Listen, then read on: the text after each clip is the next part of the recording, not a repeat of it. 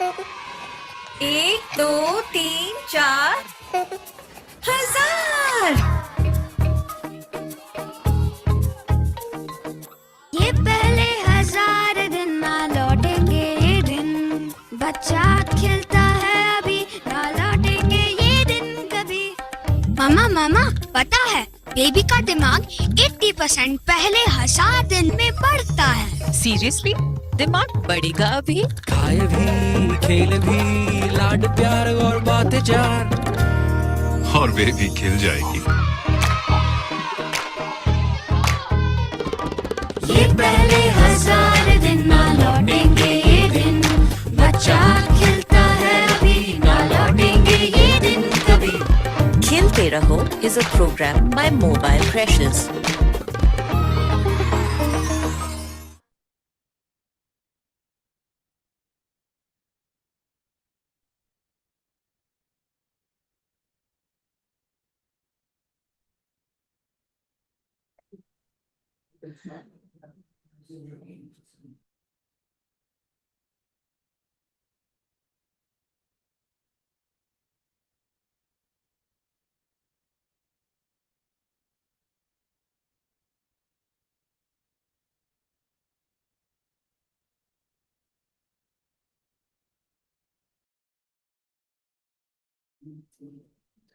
So good morning, everyone, and a very, very warm welcome to you as you sign in and settle down.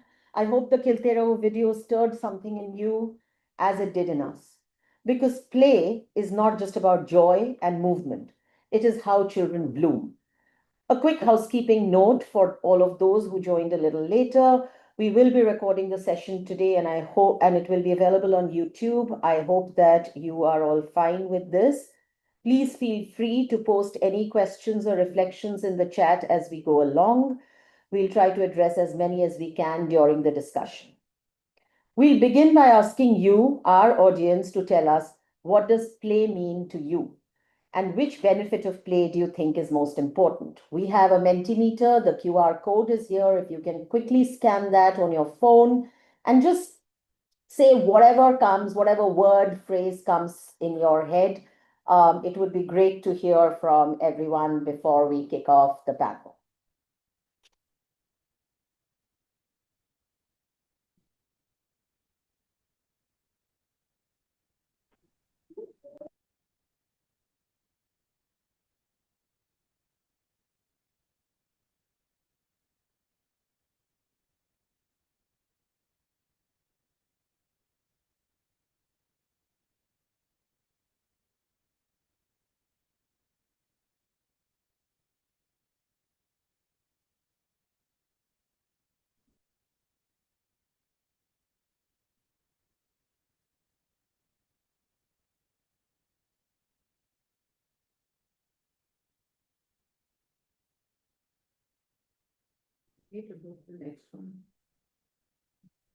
Just give it, we'll give it another 15 seconds. If you haven't yet put in your word, please do so.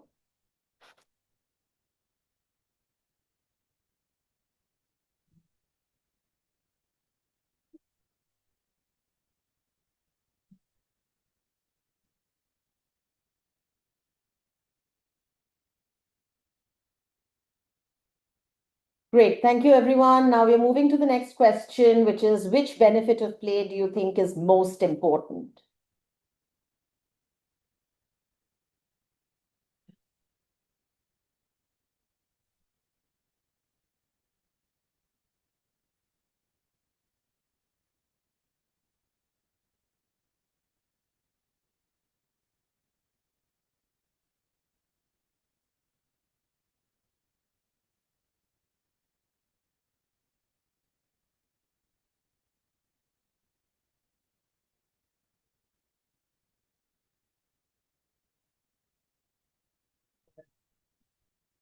Great. Thanks, everyone, and thank you for sharing. You know, the words that were recurring in the word cloud: joy, curiosity, learning, etc. And the maximum benefit is, what came out in the polls is emotional resilience and cognitive development. So today, on the eve of the celebration of International Day of Play, we are coming together to talk about something deceptively simple, yet deeply powerful. Across every region, every community, and every group, play is how children explore, connect, and grow. And yet it remains one of the most overlooked pillars of early childhood development. This event brings together incredible change makers who are pushing boundaries in research, community-led models, policy, and practice. From construction sites to rural classrooms, from WhatsApp groups to neighborhood mamas on mats, we'll hear how play is being reclaimed, redesigned, and reimagined as a right, not as a luxury. So let's begin. We have a very limited time, so I will request the speakers to please stick to their timing. And I will start with you, Sumitra. Sumitra is a passionate advocate for child rights and social justice and inclusive policy. As CEO of Mobile Creche, she leads one of the most respected grassroots organizations working at the intersection of migration, childcare, and urban development since the year 1969.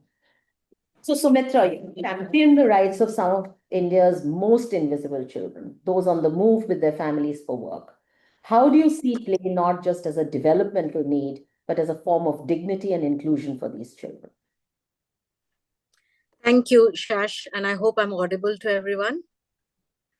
Super. So just coming straight out of the Khiltey Raho film, we've seen that science and evidence is repeatedly showing us that how invaluable the first 1,000 days of a child's life is towards brain development, but also increasingly how the next 1,000 days is important in preparing the child for preschool education and a formal school life. It is in this context of the importance of early childhood development that the holistic care provided by adults around the child's life is also about creating opportunities for now and for the next adult life. Yet for children on the move, children who are migrating with their families and living in very fragile, crowded, dirty lanes, often violent and hazardous lanes, these physical environments are far, far removed from the child's opportunity to play. Play for them is against the backdrop of their survival. And in these crowded tin rooms, in the narrow lanes, and children are often unsupervised and locked away by their rooms because Anganwadi centers are far away. Safe places to play outdoors is non-existent. There are no public parks, no community buildings. So what often happens for children is that they're locked away in these tin rooms, and often a mobile phone is their only engagement with the outside world. And that, therefore, it compromises their early experiences. Play, which is central to human connections, play which is central for socializing with other children and other adults, is often compromised. And it is in this environment that trust building, which must begin earlier in the early years of life, gets compromised, and therefore the currency of trust is missing in these environments, which is why it becomes so important today to talk about play, and to talk about play as a right for young children's right to early childhood development, and play not as a luxury, as you mentioned, in these experiences.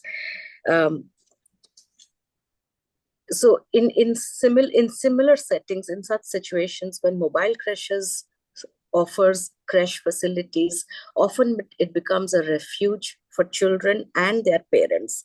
Quite literally, in the mobile creche setting, our curriculum for young children is called Kheltey Raho, or the play box. And it is from the stones and twigs, the discarded newspapers, the rags of cloth, the used tin boxes. It is from these environments that resources that children have, that play, joyful play between children and young adults is created. And often it is an experience to discover this joy of playing together.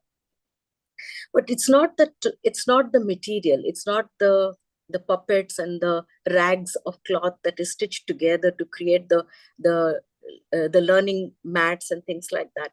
It's the human body.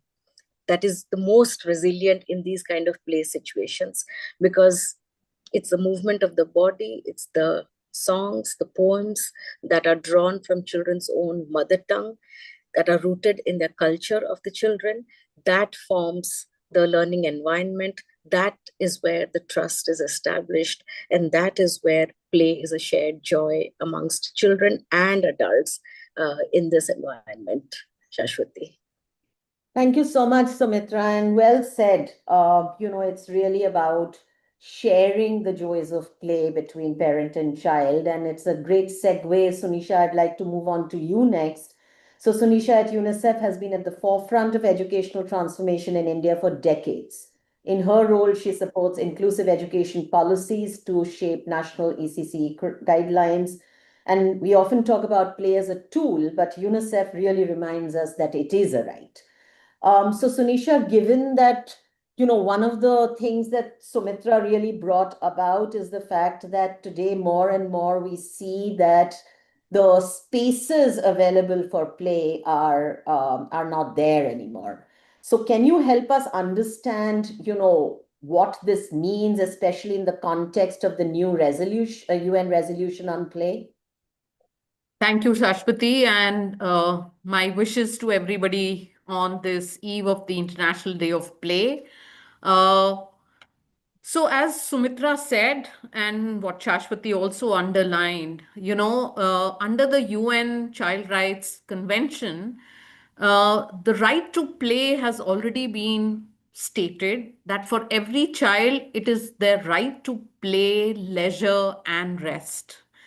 And by announcing 11th of June as the International Day of Play last year, I think this is one way of reminding us adults that what when we are thinking about planning and designing programs for children, that play is central to everything that we do and plan and implement for children. Play is so natural to a child. They're just born to play.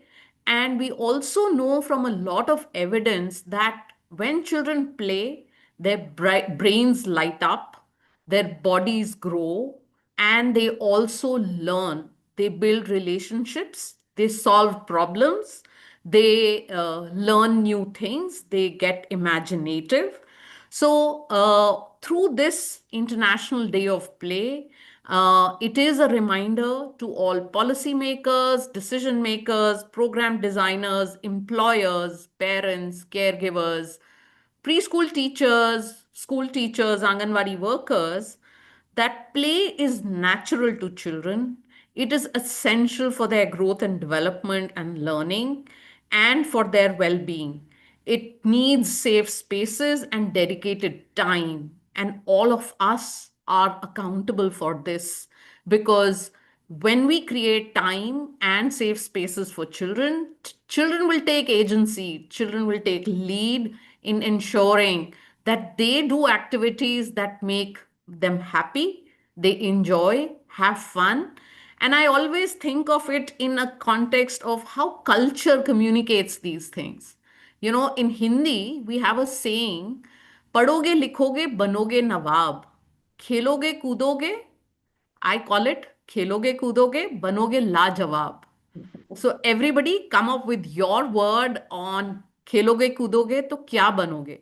And in English, there is a saying, all work, no play makes Sunisha a, I can add my word to it, but for all of you also to bring your inputs to statements like this. So I'll stop here and perhaps come and share more thoughts later.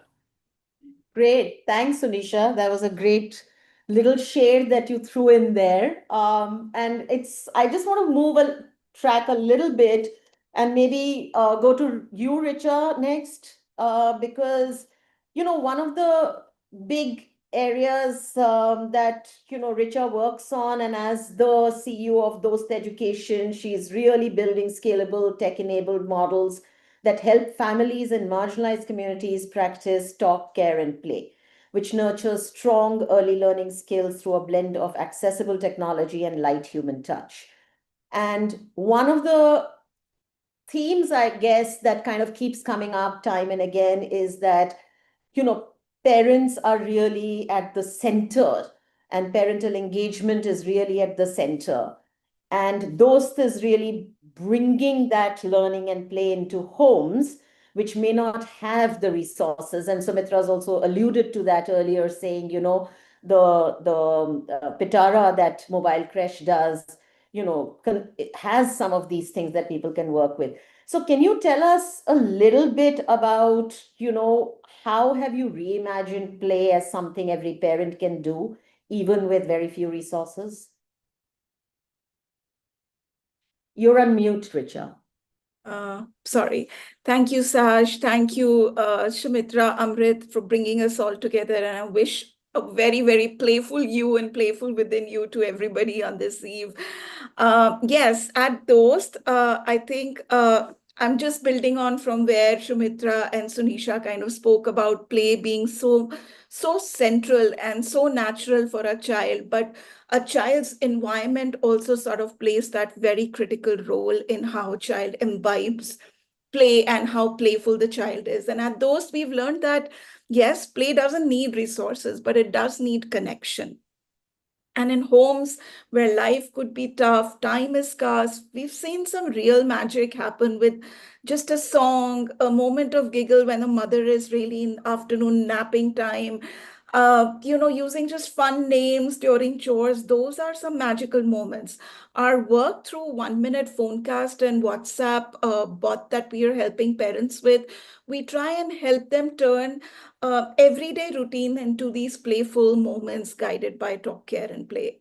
I think it's not about adding extra burden to already burdened families, already stretched for time. It's about showing them that they're already doing a lot without really knowing how can they really connect that to playful learning. I think then we just want to show that the talk, care, and play can live in what they are already doing. So we don't go in with instruction. We go in with empathy. We say that you already care. You dream big for your child in your own way. Here's a playful way that you can turn your care into a playful connection and that connection into learning. And that really lands because you go in from a position of their strength, not deficit. And some of our best ideas have come straight from mothers, from Anganwadi workers, like a mother who turns her chunni into a swing and then plays peekaboo. Or the chatai that they really sit on, they can really identify some of these colors, or a father who just makes animal noises while he's walking the child down, to the market or so. So these are some of the moments. So when you build with them and not for them, that's where you reach, not just reach them, you stay with them for that longer period of time. And we've seen actually some very promising results. We've seen there is increased emotional bonding. There is time away from screen when, in homes where even there is a single phone that becomes a babysitter. Okay, so how are the parents with little, very restricted time that they have, they're still really engaging in these playful activities. And something that makes me really hopeful is that one in every four listener is a father. And that kind of role modeling is something that is needed today. And that's big. Even 1 in 4 is big. That shows that play is slowly becoming everybody's job. But our job mainly is to have adults in a child life reimagine, rediscover play for themselves, because they can't pour from an empty cup. They have to experience it themselves. And through the hardship, somewhere they've forgotten what being playful means. So I think when play is not a set of instructions, it's a mindset, it's an experience. And once parents start to feel that for themselves, then it really sticks. That's what we really aim to do.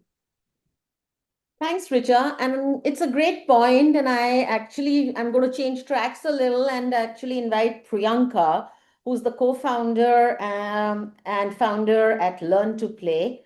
Their work is grounded in the belief that community-driven, play-based early childhood education is a powerful driver of well-being and equity. based in Botswana, Learn to Play's model supports Matla Mamas or strong mothers and local communities to lead high-quality play groups that integrate social emotional learning, mindfulness, and foundational literacy through a rigorous, culturally rooted play-based curriculum. So, Priyanka, because Richa's already alluded to the fact that how parents are finding joy and rediscovering play, I thought it would be good for you to kind of build on this a little bit more, because you've built a play group in Botswana that is deeply community owned, and grounded in rigorous, mindful approach to play. So could you tell us how your curriculum supports children's holistic development, especially around the whole social emotional learning? Yes. Hi, everyone. Thank you so much. I feel like I'm already learning so much from everybody who's spoken so far. And just to echo Sunisha's wishes to everybody for the International Day of Play, I hope you all do something playful for yourselves and your families tomorrow. At Learn to Play, we've actually built a playgroup model that kind of echoes, I think, what you're really familiar with in India, like the Anganwadi system. So just as Anganwadi workers are often the first educators that children meet, in Botswana, it's our Matla Mamas or our strong mothers, which is an identity or a name they've given themselves because they've said that they are building the foundation for the country by working with the youngest children. So they are the strength. And so they've chosen this name of Matla Mamas for themselves. And they're trained to run these high quality daily play groups. And I think just because something is low cost or community rooted doesn't mean it's low quality. And I think that's the thing that we're really trying to reject this notion of at Learn to Play and really build a credible structure around evidence-based programming in play and in culturally rooted activities. So actually our curriculum focuses on foundational literacy and numeracy, but we do have a strong emphasis on mindfulness and social emotional learning in our programs because we know that if children aren't happy and healthy first, they're not going to learn. And so our structure might look really simple. When you come into a Learn to Play play group, you'll see children sitting on mats, you'll see them playing with recycled materials, singing songs, listening to stories. But actually that whole curriculum is mapped to global standards of learning through play that we assess, we measure, we know that it's measurable and we can track their learning outcomes. And so you might see children tracing shapes in the sand or passing a feelings ball, doing some yoga, breathing like a lion.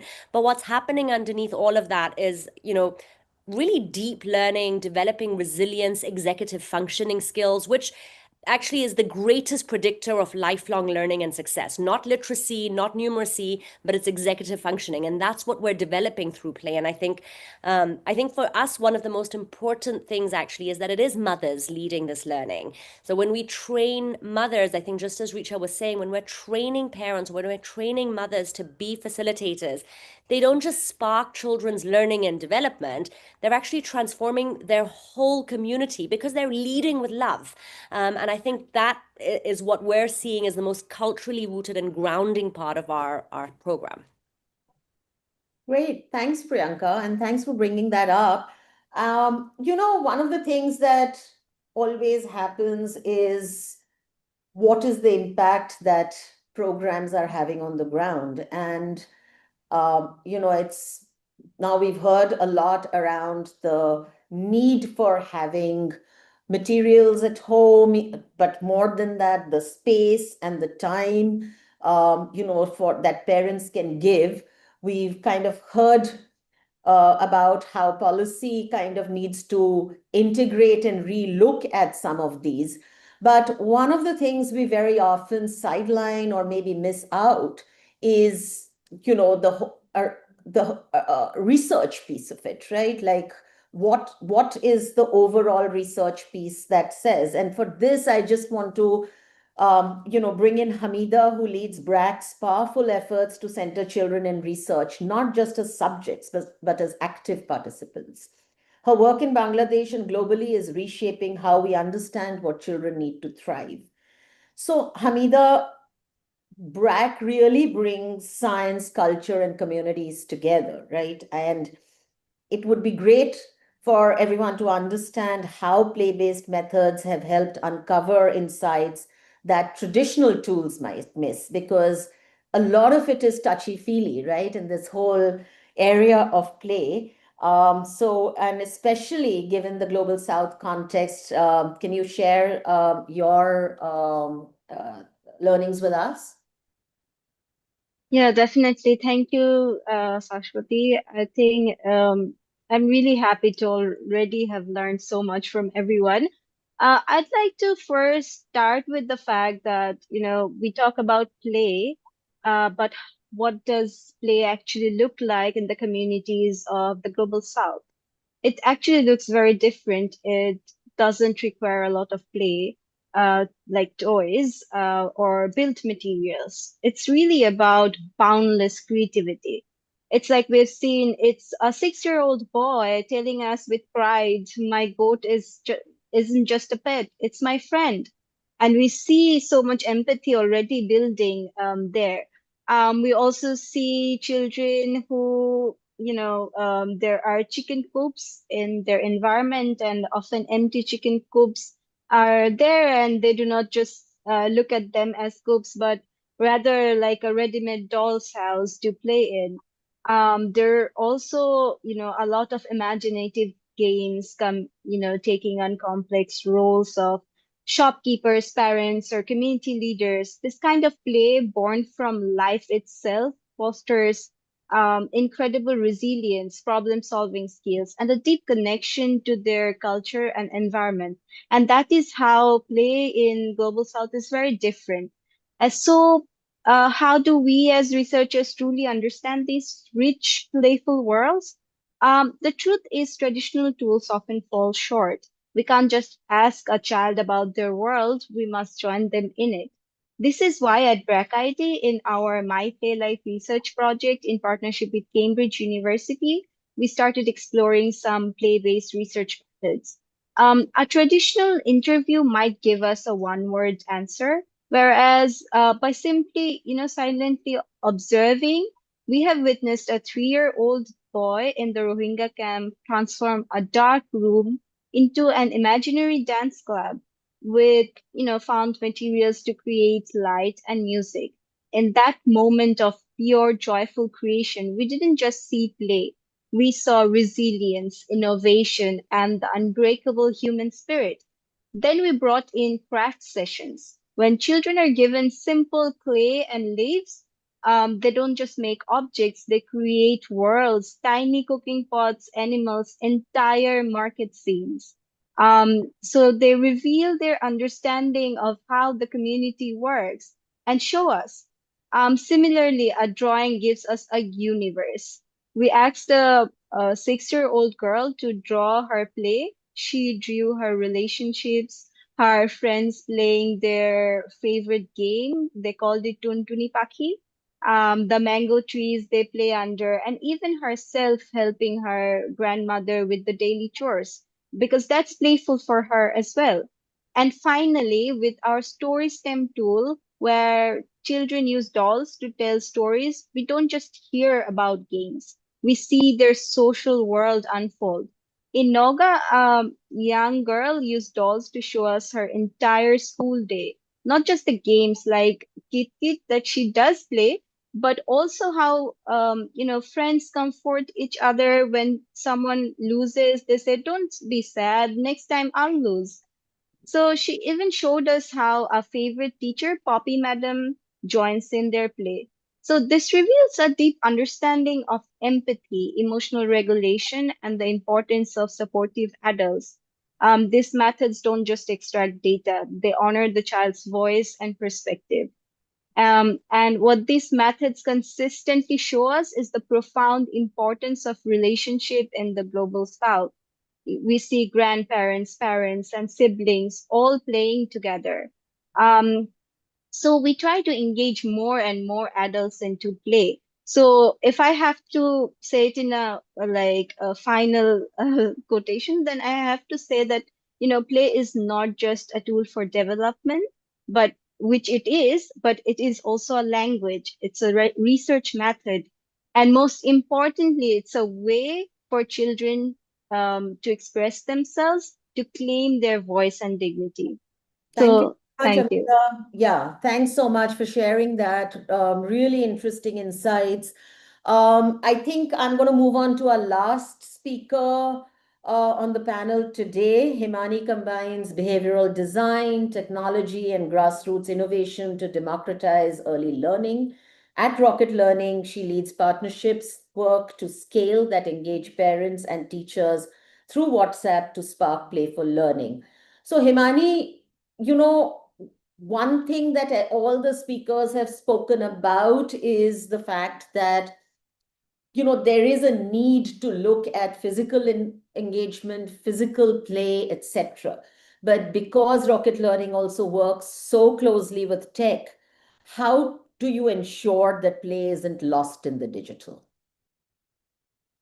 Thanks, Ashwati, for the question. And I feel everyone has built such a strong base on the fact that joyful learning is key. I think I'll just be building on that and then talking a little bit about what Rocket does.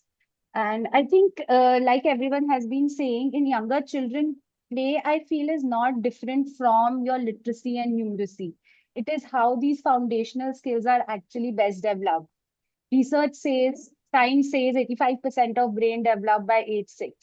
Play is actually the natural way young children learn. It helps children explore, make sense of the world, and build critical thinking and those communication skills. Those literacy and numeracy actually emerge through playful interactions. To give some examples, singing rhymes is actually helping them with phonic awareness, which is nothing but early literacy. Sorting toys by color or size helps with classification and number sense.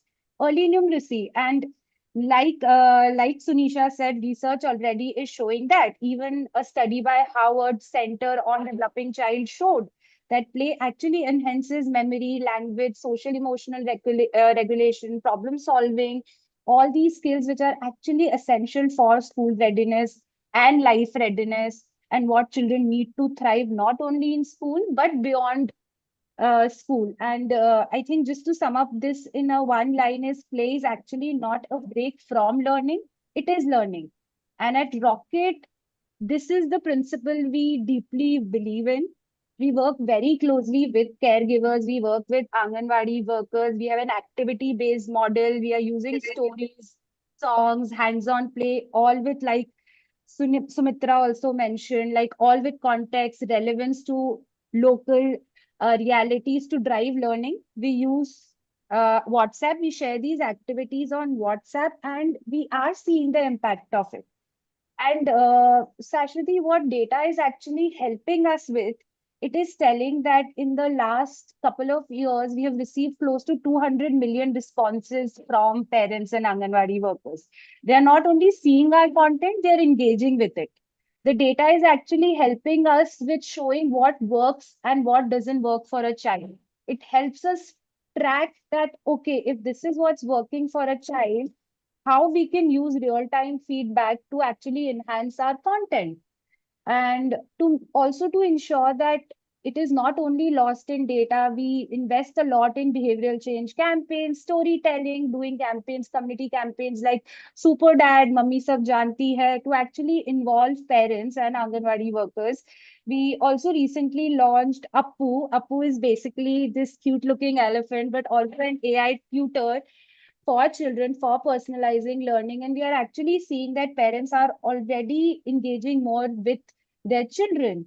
And to quote one of the testimonials by a father who has been using Appu as part of our program, just said that at first he just saw that his son would just listen quietly to Appu, but now he actually replies to Appu, repeats the words, and even shows him what he has learned. He didn't really expect that a phone would get them to talking more, but it's become a sort of their evening time together. Appu is actually helping build daily habits, which is actually supporting both school and life readiness. And just to sum up, actually, yes, while data is helping us measuring what works and personalized support, it is actually invisible to our parents and Anganwadi workers. For them, it is simply like everyone has been saying, it's simply about building resources, like Richa said, how we can equip our parents with the tools that they need, playing, singing, storytelling with children. And we ensure that even though we scale and use data, the experience still stay rooted in joy and not dashboards. Thanks so much, Himani. It's always a challenge, right? Because there's this big tussle that goes on between what does play consist of and the fact that screen time for kids need to be limited. Social interactions are really, really important.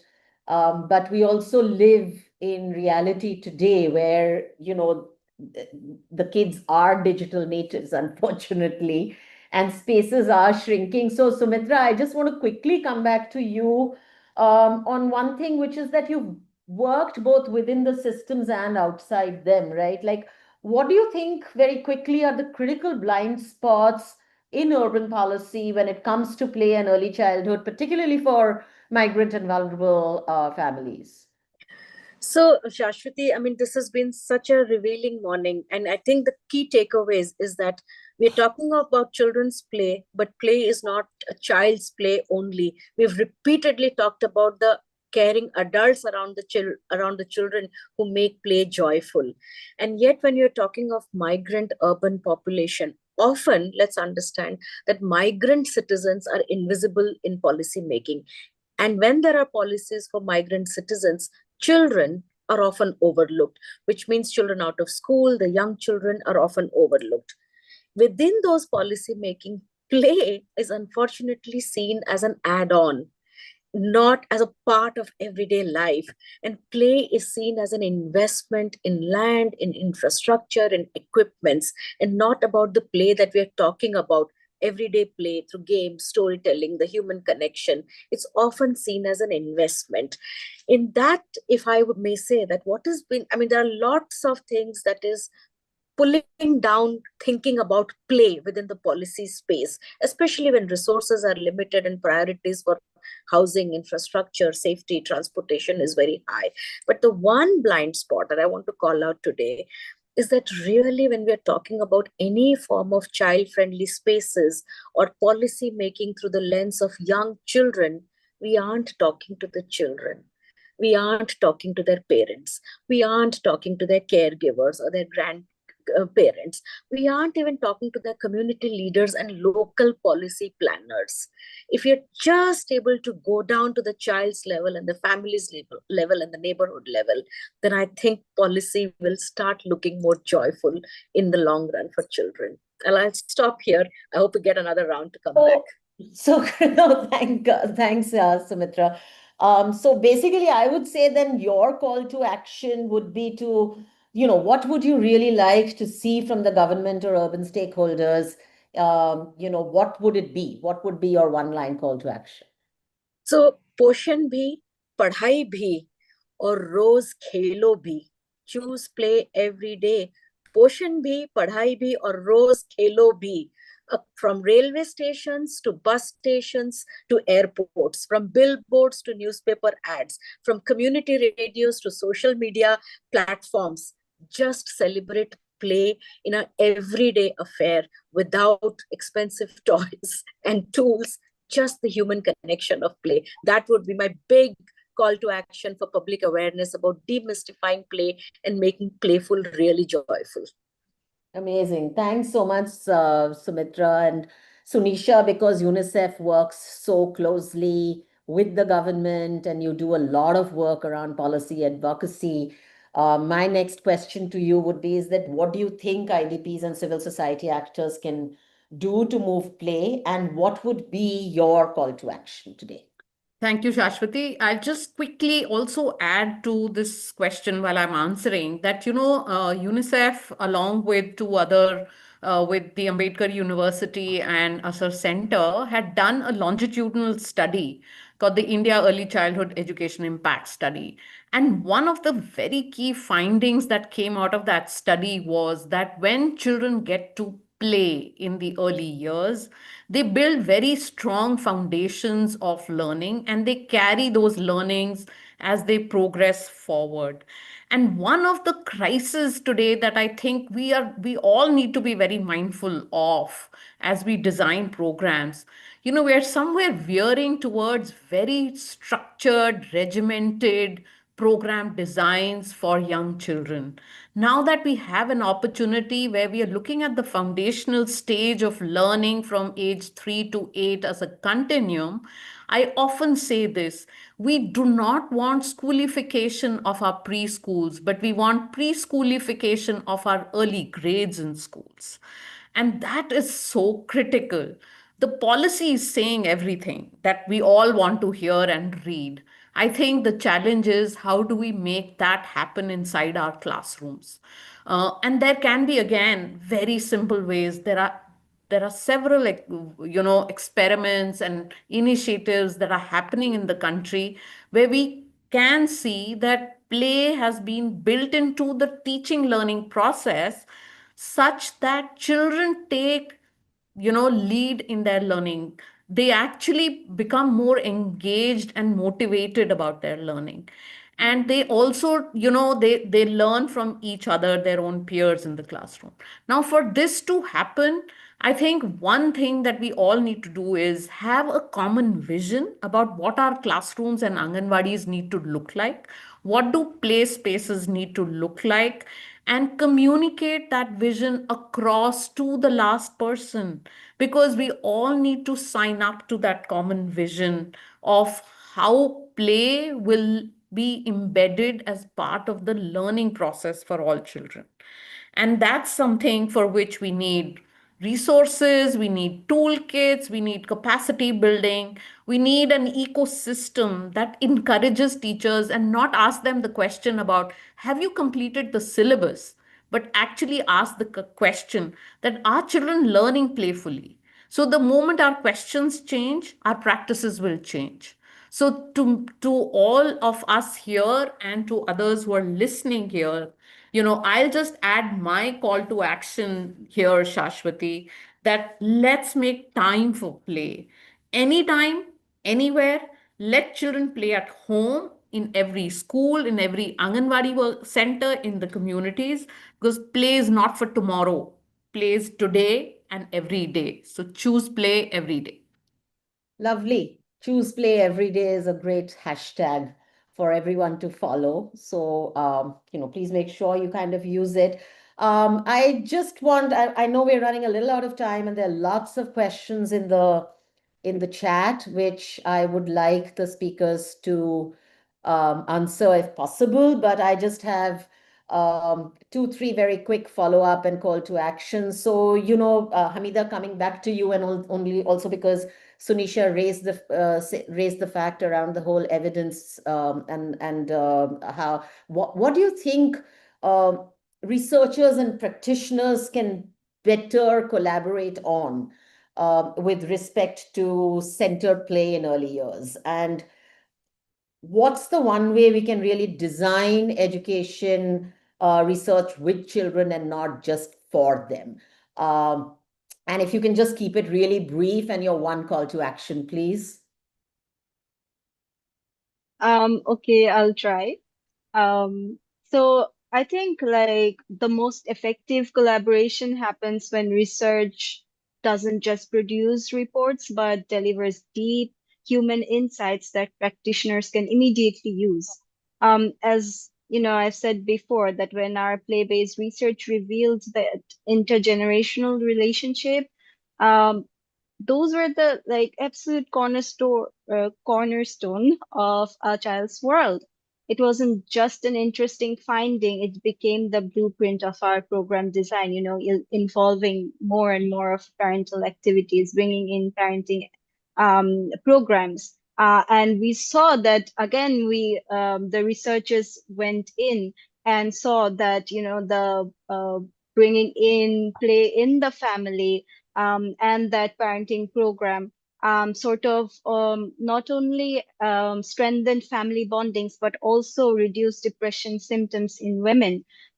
So those kind of things, the practitioners, the researchers needs to go hand in hand. And of course, respect children and keep them as the centerpiece and understand them with their language, which is play. So because I have to be very brief, I would have liked to go deeper into that. But I'll just jump right into the call for action. That is, Let's just stop talking about children and start playing with them. Because when we value their play, we value their voice. And an empowered voice is the foundation of a thriving future. Thanks. Fantastic. Thank you so much, Hamidah. And quickly moving on, Richa, building on what Hamidah just spoke about and Dost's work, I would like to ask you something very personal, which is, through your experiences, what have parents or Anganwadis taught you about play through your work? And what's your call to action? You are on mute. I'm so sorry. I get on mute. I'll be very quick, Sasha. I think one important thing that we have learned through our work with Anganwadis and parents is that play somewhere right now is living in the margins. It is in between chores. It is when something feels right. It is when the Anganwadi comes into the center with no burden on her head that she can be a little playful. And sometimes Anganwadis are able to do something that is really culturally rooted. These songs, these stories that I have seen in Uttarakhand Anganwadis, they really turn that center into that classroom. But at the same time, there are Anganwadis where we've seen that there is no space to have any further more resource because they're so overstimulated, overcrowded, but still they struggle to create a very playful, joyful classroom. So I think there is increasing awareness about play now. If you ask an Anganwadi worker, they will say, yes, play is important because they've heard it. But understanding the significance of play is very different from practicing play. And for adults to practice play, I think the real gap is that play in its truest form is all silly, it's being imaginative, it's being very, very joyful without the fear of getting it right. And it doesn't come easily to many grown-ups in our culture and context. I think life's been heavy. So we cannot train Anganwadi workers just on a set of activities. I think we need to create platform where adults, really frontline workers, they can reclaim play for themselves, laugh, move, imagine, mess up. I think without a fear of getting judged and not just understand it, but able to then pass it on and practice child-led play. It's not like you are guiding a child to do something, but really practicing child-led play is important. So my one call to action is that if there is one systemic shift that I'd love to see is this. Let's build spaces where play is not just taught, but it's practiced by adults who are going to facilitate child-led play with joy, with presence, without judgment. Anganwadi workers deserve that. Mothers deserve that. Fathers deserve that because, I feel play is so much about self-care and not only about childcare. So it provides healing to adults also. That's where I think we need to create those spaces. Great. Thank you so much. So, Priyanka, this is a great segue to actually ask for your call to action, predominantly because you've created not just tools, but you've actually successfully kind of done community-led play models, right? And you're seeing the impact on children and communities. So given that, what would your thing be in terms of, what way can governments, funders, partners, what could all of them collectively or individually do better to support community-driven, mindful, play-based ECT? Not just in Botswana, but across Africa and maybe even across the global south. Thank you. I think, just echoing that sentiment earlier about how do we preschoolify formal education as well. I think bringing that ethos in for funders and policymakers as well is to just reimagine what early learning should be looking like and then fund early learning that is community-led, culturally rooted and still evidence-based, and just take away that myth that low-cost community is low quality and frivolous, right? So I think my big call to action is how do we elevate the status of the women leading our programs with dignity, with trust, with real investment? And how do we dignify the spaces? So even if it is a mat under a tree, whether it's Bihar or Botswana, that this is as powerful a classroom as, any formal education system. So that would be my big call to action.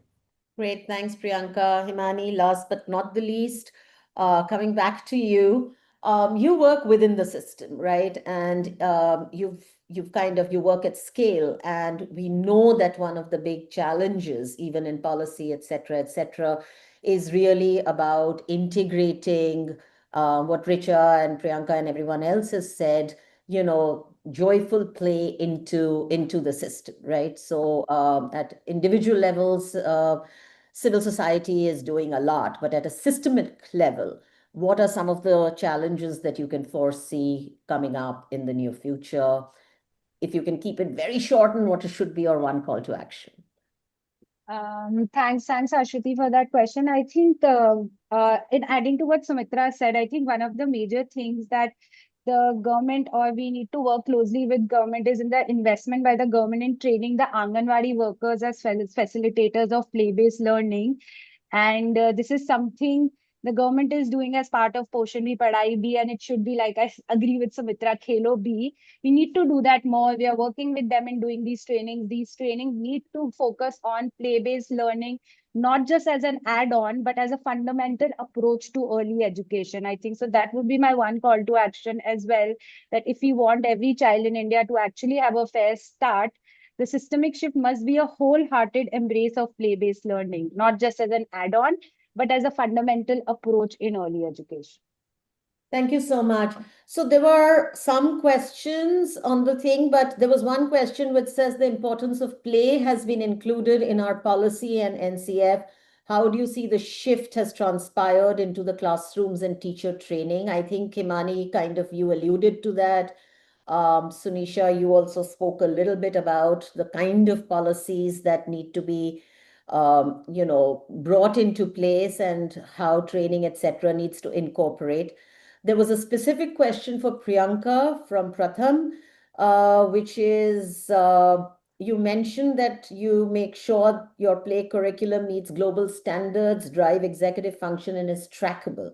How does play get tracked at micro level on an ongoing basis, or is evaluation happening via dedicated studies only?